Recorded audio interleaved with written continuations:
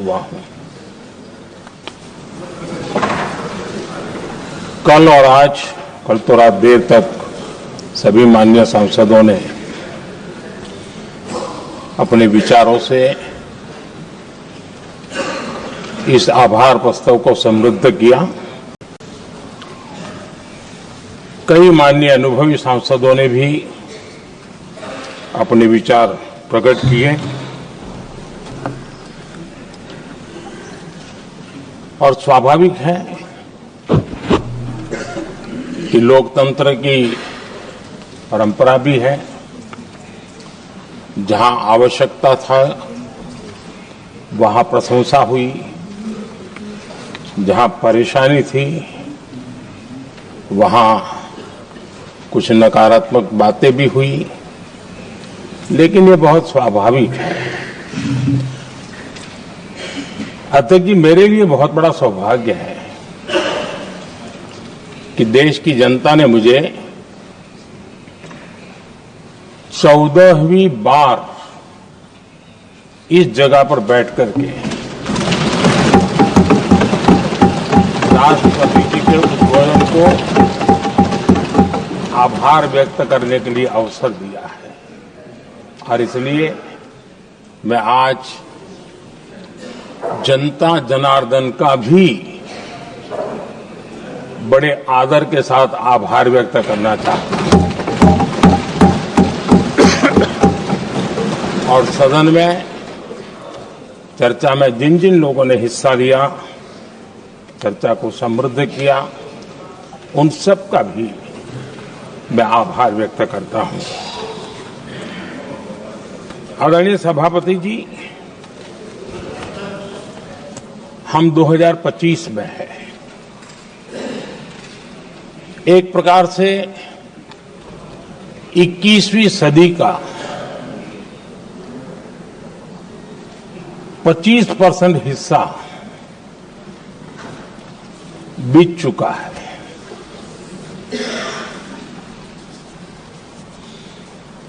समय तय करेगा 20वीं सदी के आजादी के बाद और 21वीं सदी के प्रथम 25 साल में क्या हुआ, कैसा हुआ।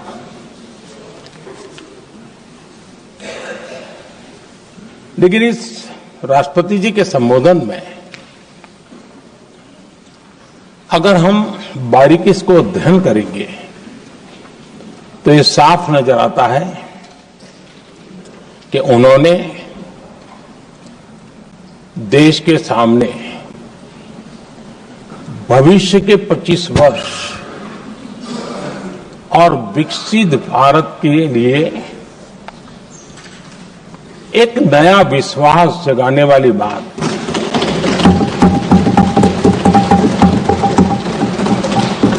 एक प्रकार से आदरणीय राष्ट्रपति जी का ये उद्बोधन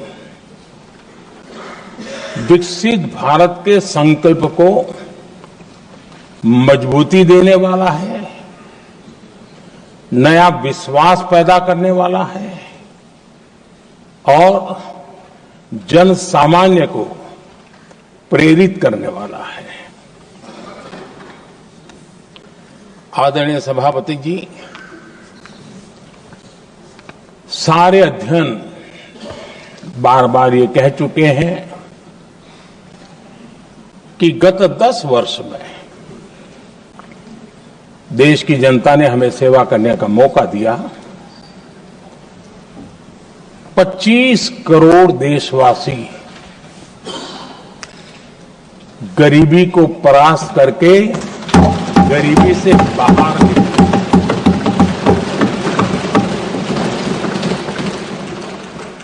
आदरणीय सभापति जी,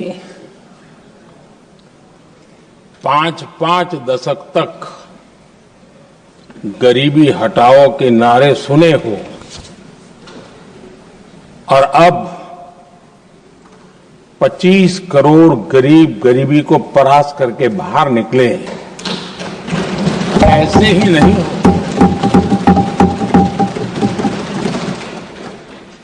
योजनाबद्ध तरीके से समर्पित भाव से अपनेपन की पूरी संवेदनशीलता के साथ जब गरीबों के लिए जीवन खपाते हैं ना, तब ये होता है। आदरणीय सभापति जी, जब जमीन से जुड़े लोग जमीन की सच्चाई को जानते हुए जमीन पर जीवन खपाते हैं, तब जमीन पर बदलाव निश्चित होके रहता है।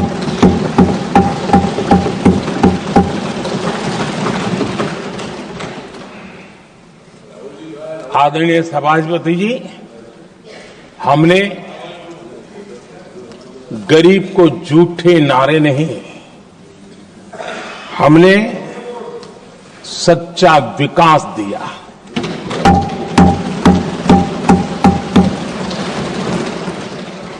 गरीब का दुख, सामान्य मानवी की तकलीफ, मिडिल क्लास के सपने ऐसे ही नहीं समझे जाते।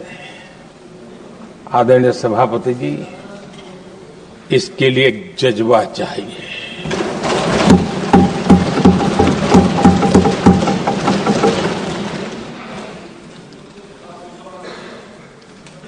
और मुझे दुख के साथ कहना है कि कुछ लोगों में ये है ही नहीं।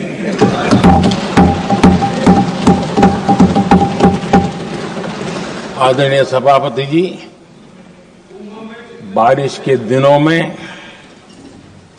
कच्ची छत, फुसकी, प्लास्टिक की चादर वाली छत, उससे नीचे जीवन गुजारना कितना मुश्किल होता है। पल पल सपने रौंद दिए जाते हैं, ऐसे पल होते हैं, ये हर कोई नहीं समझ सकता। आदरणीय सभापति जी, अब तक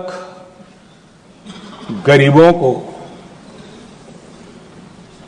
4 करोड़ घर मिले हैं।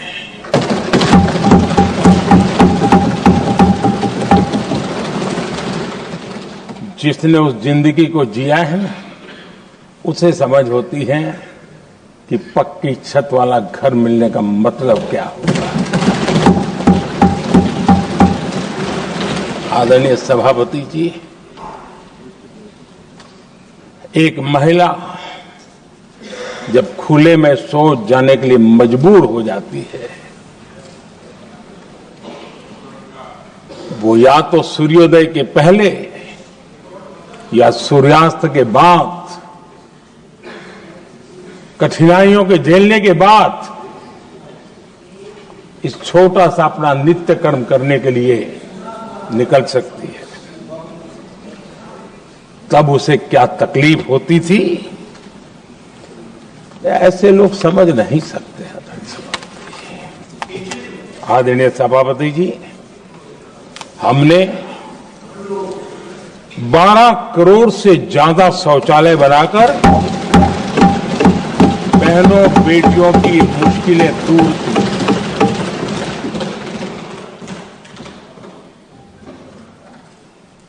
आदरणीय सभापति जी,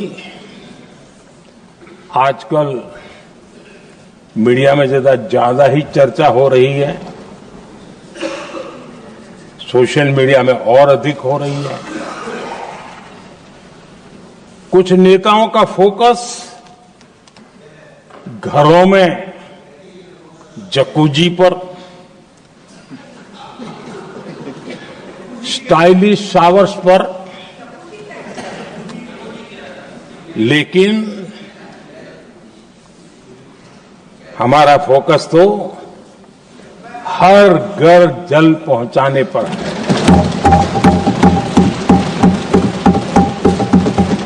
आजादी के 75 साल के बाद देश में 75% करीब 16 करोड़ से भी ज्यादा घरों के पास जल का करने के लिए नल का कनेक्शन नहीं था। हमारी सरकार ने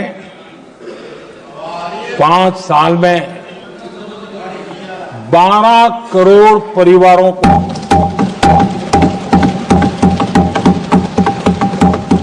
घरों में नल से जल देने का काम किया है और काम तेजी से आगे भी बढ़ रहा है।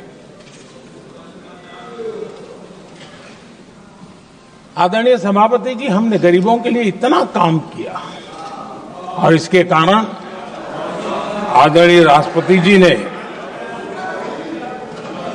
अपने अभिभाषण में इसका विस्तार से वर्णन किया है।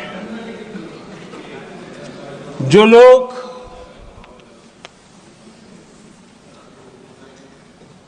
गरीबों की झोपड़ियों में फोटो सेशन कराकर अपना मनोरंजन करते रहते हैं, उन्हें संसद में गरीबों की बात बोरिंग ही लगेगी।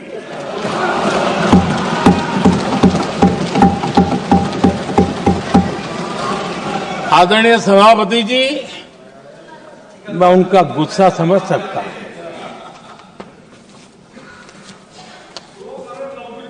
आदरणीय सभापति जी,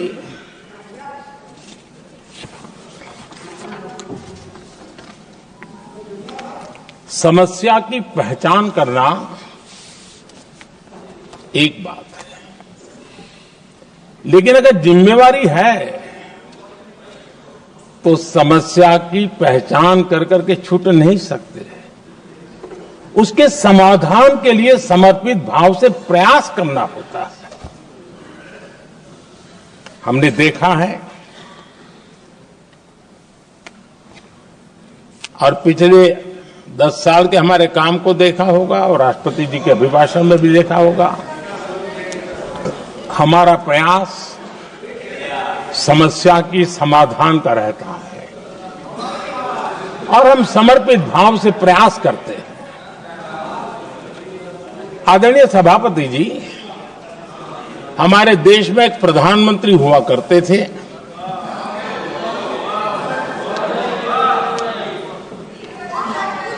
उनको मिस्टर क्लीन करने कहने की एक फैशन हो गई थी। उस प्रधानमंत्री जी को मिस्टर क्लीन कहने की फैशन हो गई थी। उन्होंने एक समस्या को पहचाना था और उन्होंने कहा था कि दिल्ली से 1 रुपया निकलता है तो गांव में 15 पैसा पहुंचता है। अब उस समय तो पंचायत से लेकर पार्लियामेंट तक एक ही पार्टी का राज था।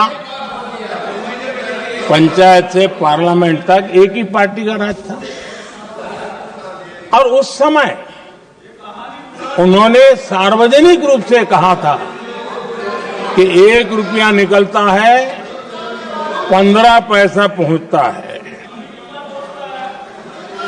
बहुत गजब की हाथ सफाई थी।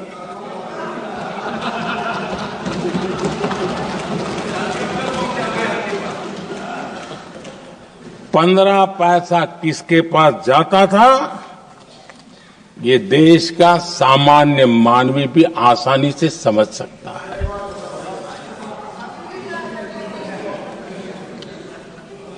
आदरणीय सभापति जी, देश ने हमें अवसर दिया, हमने समाधान खोजने का प्रयास किया। हमारा मॉडल है बचत भी विकास भी। जनता का पैसा जनता के लिए। हमने जनधन, आधार, मोबाइल की जेम ट्रिनिटी बनाई और डीबीटी से डायरेक्ट बेनिफिट ट्रांसफर ये देना शुरू किया। आदरणीय सभापति जी, हमारे कार्यकाल में हमने 40 लाख करोड़ रुपया सीधा जनता जनार्दन के खाते में जमा किया। आदरणीय सभापति जी, इस देश का दुर्भाग्य देखिए, सरकारें कैसी चलाई गई, किसके लिए चलाई गई। माननीय सदस्य, मैं सबसे आपसे आग्रह कर रहा हूं, आप सदन की गरिमा बनाए रखें। बैठे बैठे कोई माननीय सदस्य टिप्पणी नहीं करे, उचित नहीं है, ये गलत तरीका है आपका। ये सदन की मर्यादा नहीं है आपकी। आप प्रोटेक्ट करना चाहते हो उनको इस तरीके से, गलत तरीका, ये गलत तरीका है। आप बैठे बैठे टिप्पणी करना चाहते हैं।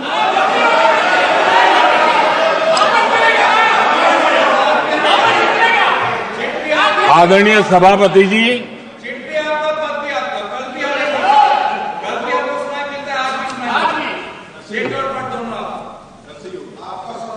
जब ज्यादा बुखार चढ़ जाता है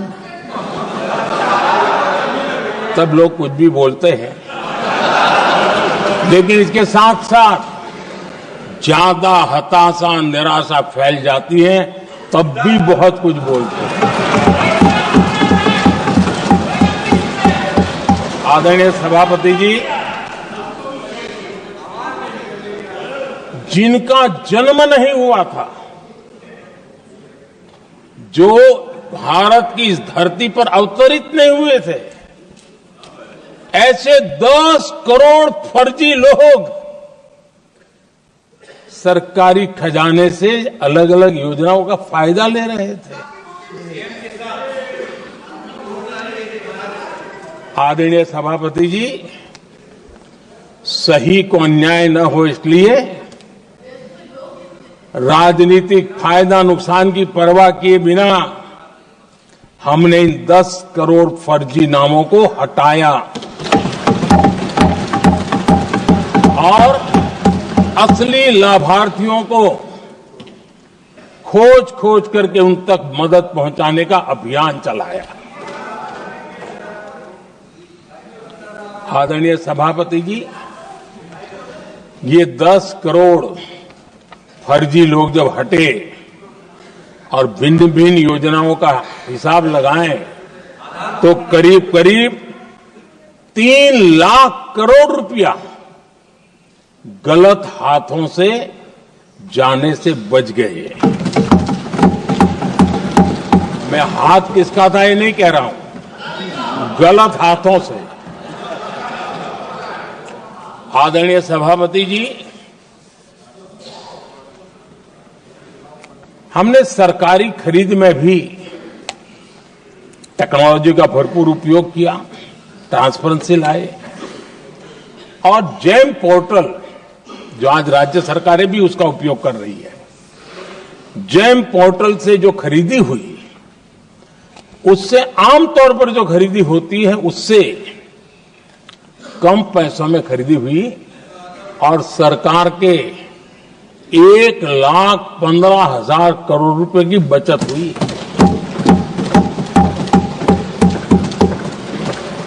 आदरणीय सभापति जी, हमारी स्वच्छता अभियान का बहुत मजाक उड़ाया गया, ऐसा जैसे हमने कोई पाप कर दिया, कोई गलती कर दी, न जाने क्या क्या कहा जाता था। लेकिन आज मुझे संतोष से कहना है कि इन सफाई के कारण हाल के वर्षों में सिर्फ सरकारी दफ्तरों से जो कबाड़ बेचा गया ना, उसमें 2300 करोड़ रुपया सरकार को मिले हैं। महात्मा गांधी ट्रस्टीशिप के सिद्धांत की बात करते थे। वो कहते थे कि हम ट्रस्टी हैं, ये संपत्ति जनता जनार्दन की है और इसलिए हम पाई पाई को एक ट्रस्टीशिप के सिद्धांत के आधार पर बचाने की और सही जगह पे उपयोग करने का प्रयास करते हैं। और तब जाकर के स्वच्छता अभियान से कबाड़ बेचकर 2300 करोड़ रुपया देश की सरकार के खजाने में आ रहा है।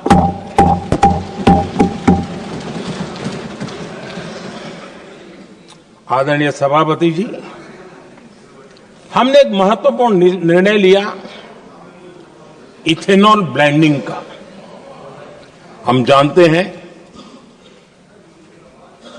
हम एनर्जी इंडिपेंडेंट नहीं है, हमें बाहर से लाना पड़ता है। जब इथेनॉल ब्लेंडिंग किया और हमारे पेट्रोल डीजल की आय कम हुई, उस एक निर्णय से 1 लाख करोड़ रुपए का फर्क पड़ा है। और ये पैसे करीब करीब 1 लाख करोड़ रुपया किसानों की जेब में गया है। आदरणीय सभापति जी,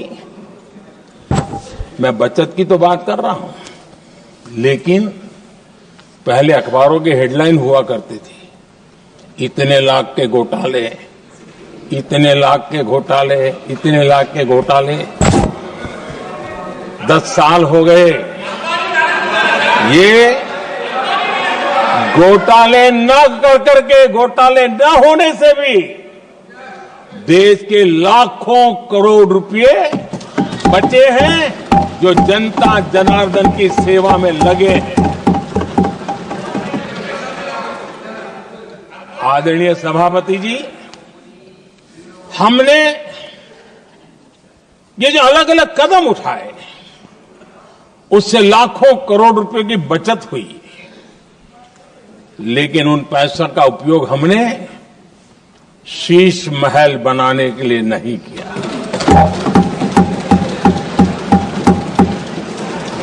इसका उपयोग हमने देश बनाने के लिए किया है। इंफ्रास्ट्रक्चर का बजट 10 साल पहले 1,80,000 करोड़ था, हमारे आने से पहले। आदरणीय सभापति जी, आज 11 लाख करोड़ रुपया इंफ्रास्ट्रक्चर का बजट है। और इसलिए राष्ट्रपति जी ने भारत की नींव कैसी मजबूत हो रही है, इसका वर्णन इसमें किया है। रोड हो, हाईवे हो, रेलवे हो, ग्राम सड़क हो, इन सभी कामों के लिए विकास की एक मजबूत नींव रखी गई है। आदरणीय सभापति जी, सरकारी खजाने में बचत हुई वो तो एक बात है, और वो करना भी चाहिए, जैसा मैंने ट्रस्टीशिप की बात कही। लेकिन हमने इस बात पर भी ध्यान रखा है कि जन सामान्य के उनको भी बचत का लाभ मिलना चाहिए। योजनाएं ऐसी हो ताकि जनता को भी बचत हो। और आपने देखा होगा, आयुष्मान भारत योजना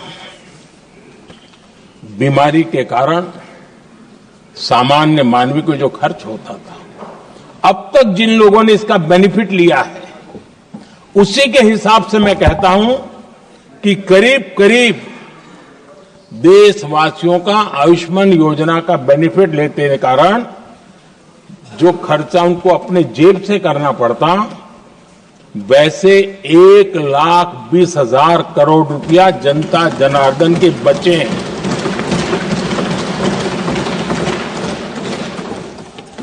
ये आवश्यक है कि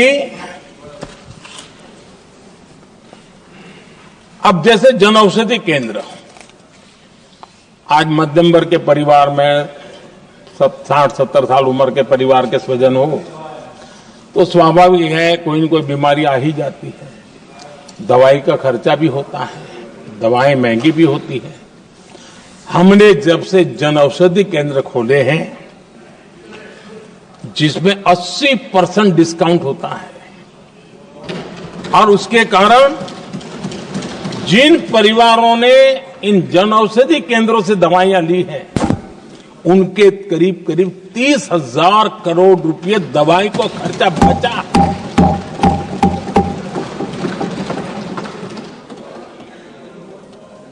आदरणीय अध्यक्ष जी, यूनिसेफ का भी अनुमान है, उनका कहना है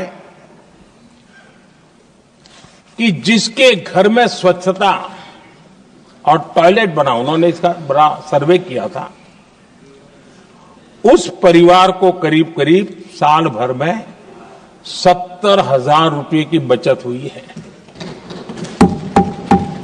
स्वच्छता अभियान कहो, टॉयलेट बनाने का काम कहो, शुद्ध जल पहुंचाने का काम करो, कितना बड़ा फायदा हमारे सामान्य परिवार को हो रहा है। आदरणीय अध्यक्ष जी, नल से जल, मैंने प्रारंभ में उसका उल्लेख किया। WHO की एक रिपोर्ट आई है। WHO का कहना है कि नल से जल शुद्ध पानी मिलने के कारण उन परिवारों में जो अन्य बीमारियों के खर्चे होते थे, औसत 40,000 रुपया परिवार का बचा है।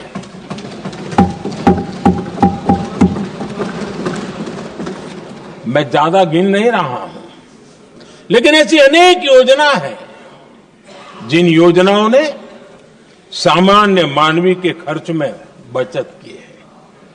आदरणीय सभापति जी, करोड़ों देशवासियों को मुफ्त अनाज, उसके भी उस परिवार के हजारों रुपये बचते हैं।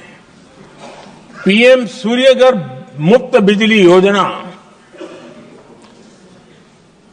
जहां जहां ये योजना लागू हुई, इन परिवारों को औसतन साल भर के 25 से 30,000 रुपये बिजली की बचत हो, पैसों में बचत हो रही है, खर्च में बचत हो रही है। और अगर ज्यादा बिजली है तो बेच करके कमाई कर रहा है वो अलग, यानी सामान्य मानवीय की बचत भी। हमने एलईडी बल्ब का एक अभियान चलाया था। आपको मालूम है कि हमारे आने से पहले एलईडी बल्ब 400 रुपये में बिकते थे। हमने इतना अभियान चलाया, उसकी कीमत 40 रुपया हो गई। और एलईडी बल्ब के कारण बिजली की भी बचत हुई और उजाला भी ज्यादा मिला, और उसमें देशवासियों के करीब 20,000 करोड़ रुपए बचे हैं। आदरणीय सभापति जी, जिन किसानों ने सॉइल हेल्थ कार्ड का वैज्ञानिक तरीके से उपयोग किया है, उनको बहुत फायदा हुआ है और ऐसे किसानों को प्रति एकड़ 30,000 रुपए की बचत हुई है। आदरणीय अध्यक्ष जी, बीते 10 साल में इनकम टैक्स को कम करके भी हमने मिडिल क्लास की बचत को बढ़ाने का काम किया है। आदरणीय अध्यक्ष जी, 2014 के पहले ऐसे बम गोले फेंके गए, बंदूक की ऐसी गोलियां चलाई गई कि देशवासियों का जीवन छलनी कर दिया गया था। हमने धीरे धीरे उन घावों को भरते भरते आगे बढ़े।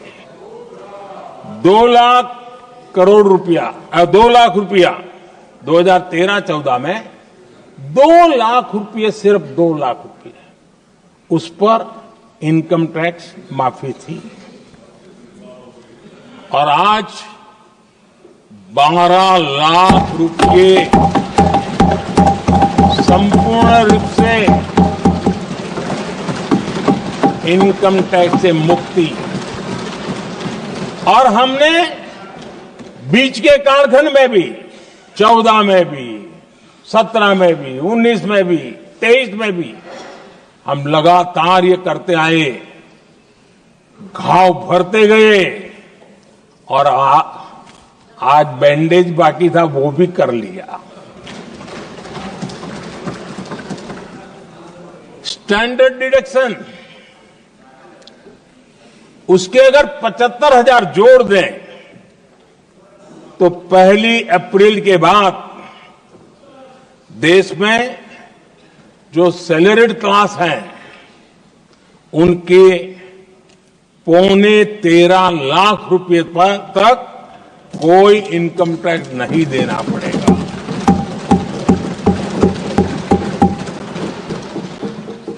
आदरणीय सभापति जी, आप जिस समय युवा मोर्चा में काम करते थे तब एक बात आप सुनते होंगे, पढ़ते भी होंगे। एक प्रधानमंत्री आए दिन 21वीं सदी बोला करते थे। एक प्रकार से रट गया था, तकिया कलाम जैसा हो गया था, तो बोलते थे 21वीं सदी। जब इतनी बार बोला जाता था तो उस समय टाइम्स ऑफ इंडिया में आर.के. लक्ष्मण ने एक बड़ा शानदार कार्टून बनाया था। वो कार्टून बड़ा इंटरेस्टिंग था। उस कार्टून में एक हवाई जहाज है, एक पायलट है। अब उन्होंने पायलट क्यों पसंद किया वो तो मुझे मालूम नहीं। कुछ पैसेंजर बैठे थे और हवाई जहाज एक ठेले पे रखा हुआ था और मजदूर ठेले को धक्का मार रहे थे और 21वीं सदी लिखा हुआ था। वो कार्टून उस समय तो मजाक लग रहा था, लेकिन आगे चल करके वो सच सिद्ध हो गया। आदरणीय अध्यक्ष जी, ये कटाक्ष था जमीनी सच्चाई से। तब के प्रधानमंत्री कितने कटे उठे थे और हवाई बातों में लगे हुए थे, इसका वो जीता जागता प्रदर्शन करने वाला कार्टून है।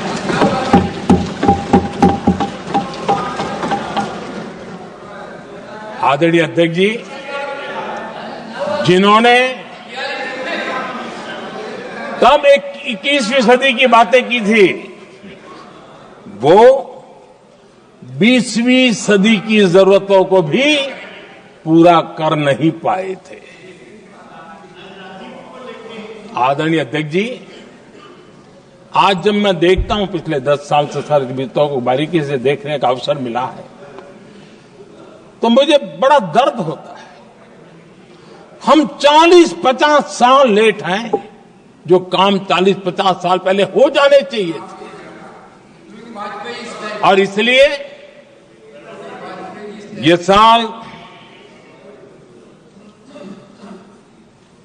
जब 2014 से देश की जनता ने हमको सेवा का अवसर दिया, हमने ज्यादा से ज्यादा युवाओं पर फोकस किया। हमें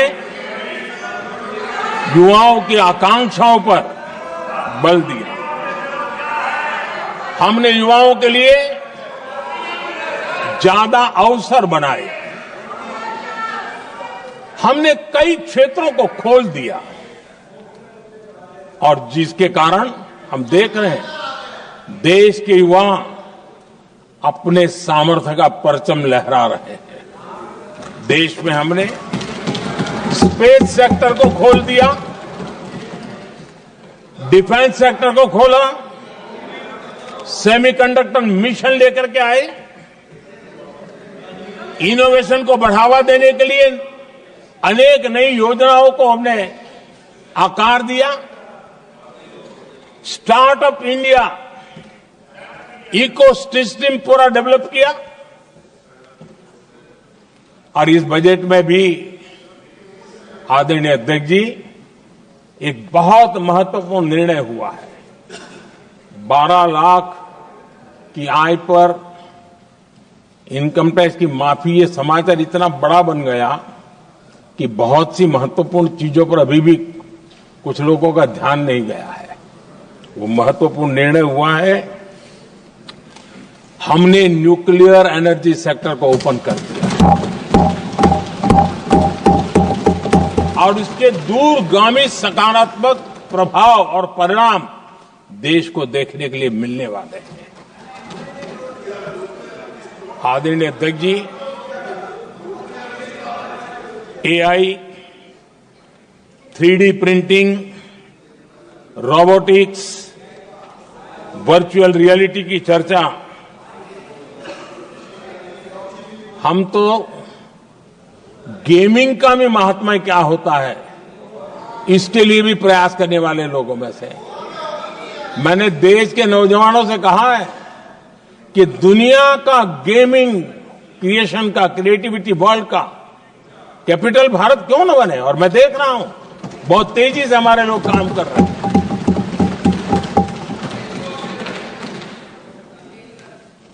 कुछ लोगों को अब जब एआई की बात होती है, कुछ लोगों को अब ये शब्द फैशन में है तो बोला जाता है, लेकिन मेरे लिए सिंगल एआई नहीं है, डबल एआई। भारत की डबल ताकत है। एक एआई आर्टिफिशियल इंटेलिजेंस, दूसरा एआई एस्पिरेशनल इंडिया।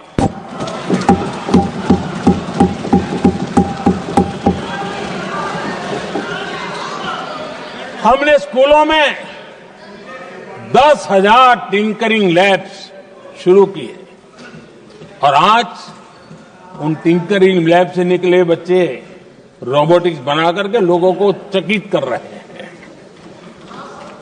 और इस बजट में 50,000 नए टिंकरिंग लैब्स उसका प्रावधान किया गया। भारत वो देश है जिसके इंडिया एआई मिशन को लेकर के पूरी दुनिया बहुत आशावादी है और विश्व के एआई प्लेटफॉर्म में भारत की मौजूदगी एक महत्वपूर्ण स्थान प्राप्त कर चुकी है। आदरणीय अध्यक्ष जी, इस साल बजट में हमने डीप टेक के डोमेन को में इन्वेस्टमेंट की बात की है और डीप टेक मैं समझता हूं हमारे लिए तेज गति से आगे बढ़ने के लिए और 21वीं सदी पूरी तरह टेक्नोलॉजी ड्रिवन सेंचुरी है। ऐसे में हमारे लिए आवश्यक है कि भारत डीप टेक के क्षेत्र में बहुत तेजी से आगे बढ़े। आदरणीय अध्यक्ष जी, हम लगातार युवा भविष्य को ध्यान में रखते हुए काम कर रहे हैं, लेकिन कुछ दल हैं जो लगातार युवाओं के साथ धोखा कर रहे हैं, उन्हें धोखा दे रहे हैं। ये दल चुनाव के दरमियान ये भत्ता देंगे, वो भत्ता देंगे, वादा तो करते हैं लेकिन पूरा नहीं करते हैं। ये दल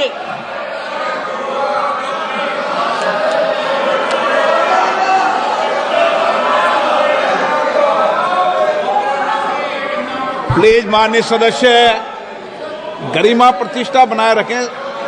भारत की संसद में आप प्लीज बैठे बैठे टिप्पणी नहीं करें और नए माननीय सदस्य बैठे बैठे टिप्पणी कर रहे हैं। आदरणीय अध्यक्ष जी, ये दल युवाओं के भविष्य पर आपदा बनकर गिरे हुए हैं।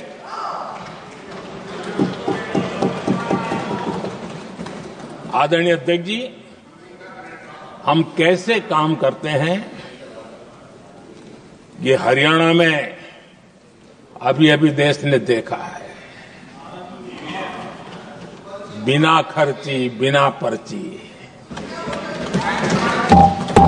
नौकरी देने का वादा किया था, सरकार बनते ही नौकरी मिल गई नौजवानों को। हम जो कहते हैं उसी का परिणाम है। आदरणीय अध्यक्ष जी, हरियाणा में तीसरी बार भव्य विजय और हरियाणा में के इतिहास में तीसरी बार विजय, ये अपने आप में ऐतिहासिक घटना है। आदरणीय अध्यक्ष जी, महाराष्ट्र में भी ऐतिहासिक परिणाम, जनता जनार्दन के आशीर्वाद। महाराष्ट्र के इतिहास में सत्ता पक्ष के पास इतनी सीटें पहली बार, ये जनता जनार्दन के आशीर्वाद से हम करके आए हैं।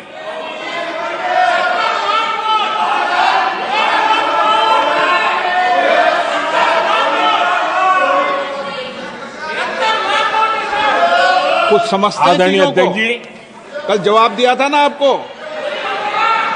चलिए। आदरणीय राष्ट्रपति जी ने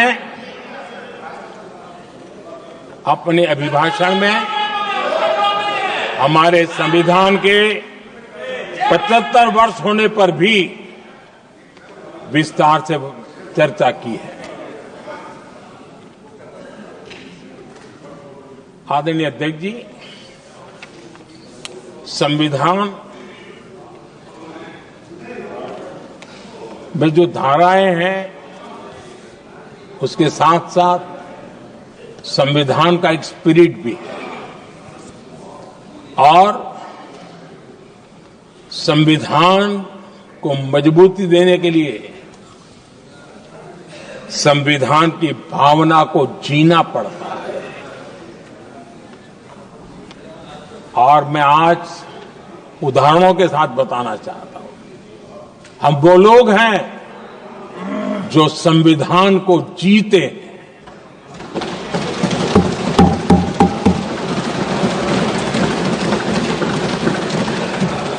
आदरणीय अध्यक्ष महोदय, हमारे यहां ये बात सही है, परंपरा है कि राष्ट्रपति जी जब उद्बोधन करते हैं तो उस सरकार के उस साल के कार्यकाल का ब्यौरा देते हैं। उसी प्रकार से राज्यों में गवर्नर का जो उद्बोधन होता है सदन में, वो उस राज्य के कार्यकलापों का ब्यौरा देते हैं। संविधान और लोकतंत्र का स्पिरिट क्या होता है?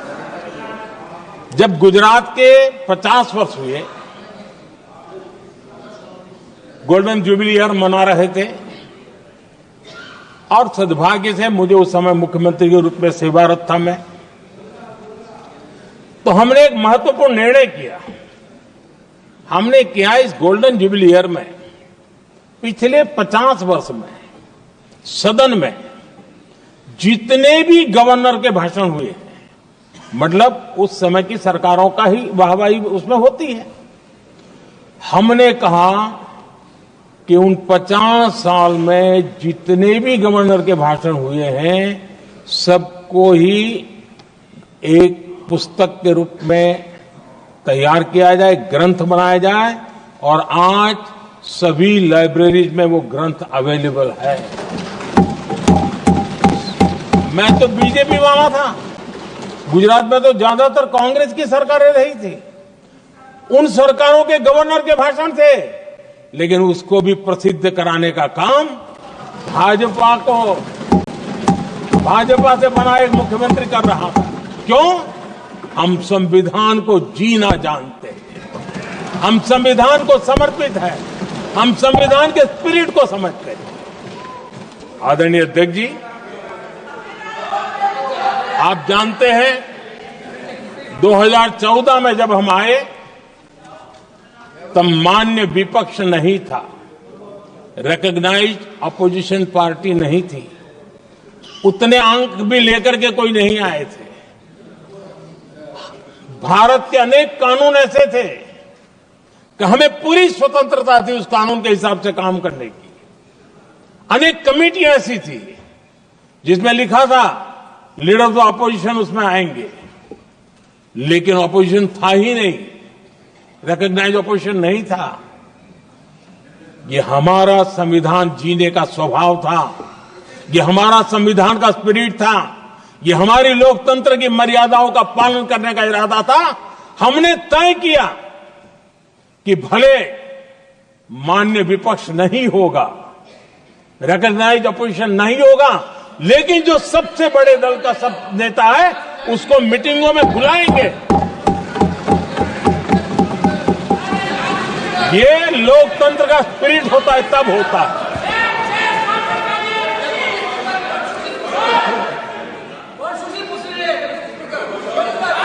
चुनाव आयोग की कमेटियां, आदरणीय अध्यक्ष जी, पहले तो प्रधानमंत्री फाइल करके निकालते थे। ये हम हैं जिसने अपोजिशन के लीडर को भी उस कमेटी में बिठाया है।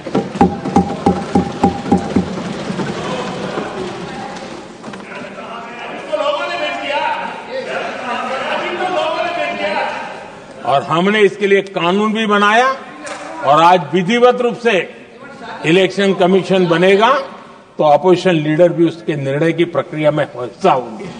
ये काम हम करते हैं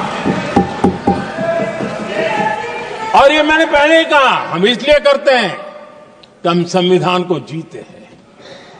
आदरणीय अध्यक्ष जी, दिल्ली में आपको कई स्थान ऐसे मिलेंगे जहां कुछ परिवारों ने अपने म्यूजियम बना करके रखे हुए हैं।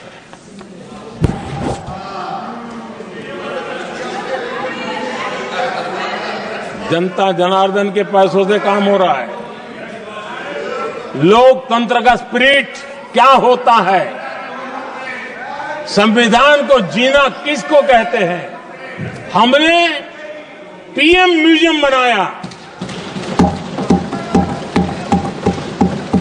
और देश के पहले से लेकर के मेरे पूर्व तक के सभी प्रधानमंत्रियों के जीवन को और उनके कार्य को उस पीएम म्यूजियम बनाया गया है। और मैं तो चाहूंगा कि पीएम म्यूजियम में जो जो महापुरुष हैं उनके परिवारजनों ने समय निकाल करके उस म्यूजियम को देखना चाहिए और उसमें कुछ जोड़ने के लगता है तो सरकार का ध्यान आकर्षित करना चाहिए ताकि वो म्यूजियम समृद्ध हो और देश के बालकों को प्रेरणा। ये होता है संविधान की भावना। अपने लिए तो सब करते हैं, खुद के लिए जीने वालों की जमात बहुत छोटी नहीं है। संविधान के लिए जीने वाले यहां बैठे हैं।